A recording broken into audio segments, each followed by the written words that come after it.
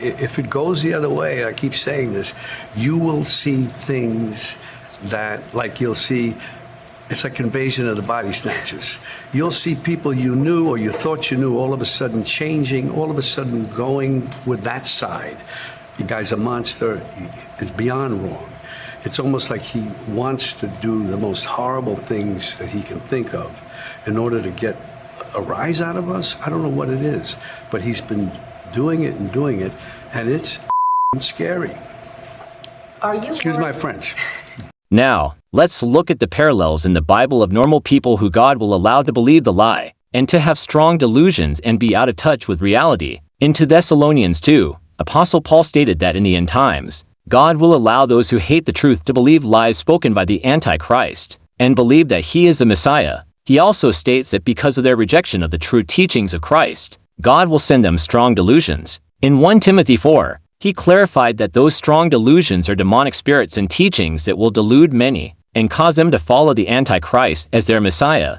Whether Apostle Paul was referring to the rejection of truth and facts that spiked since 2016, or another event that will come many years from now, is yet to be seen, but it is clear that Trump led a revolution that put truth to the ground in favor of lies and misinformation, to the extent that many respected people we thought we knew in the community are now out of touch with reality and facts. It is just shocking to see how many people from different backgrounds and different careers were fooled so easily into believing lies that exalt one man at the expense of the entire country. It defies all logic to see so many educated people from different educational backgrounds are being so deluded. This is beyond logic. Nothing makes sense. There is something spiritual going on to make mankind behave like their body has been invaded by an outside force that caused them to act the opposite of how they would normally act. Let us all hope that this is not the great apostasy Apostle Paul warned about. 2 Thessalonians verse 9 to verse 12 states, "The coming of the lawless one is according to the working of Satan, with all power, signs,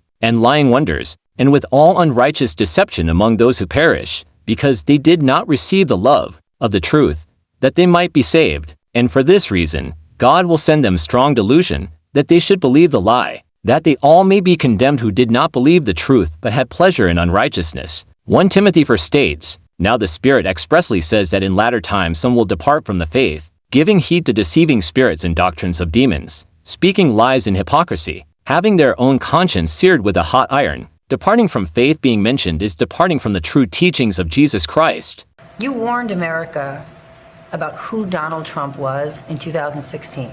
You're a lifetime New Yorker, so is he, and you said the country does not realize who this fraudster is, and not enough people listened. Do you think they'll listen now? I hope to God they do, because they don't. If it goes the other way, I keep saying this, you will see things that, like you'll see, it's like invasion of the body snatchers. You'll see people you knew or you thought you knew all of a sudden changing, all of a sudden going with that side, either for self-preservation, because they actually believe it, or they're deluding themselves or whatever. But then when that happens and you walk into a restaurant, you see people you used to know, and all of a sudden they're just not opposing it. They're going with the flow. And that's even more scary, insidious, I guess, if you say it like that, and ultimately just depressingly disappointing.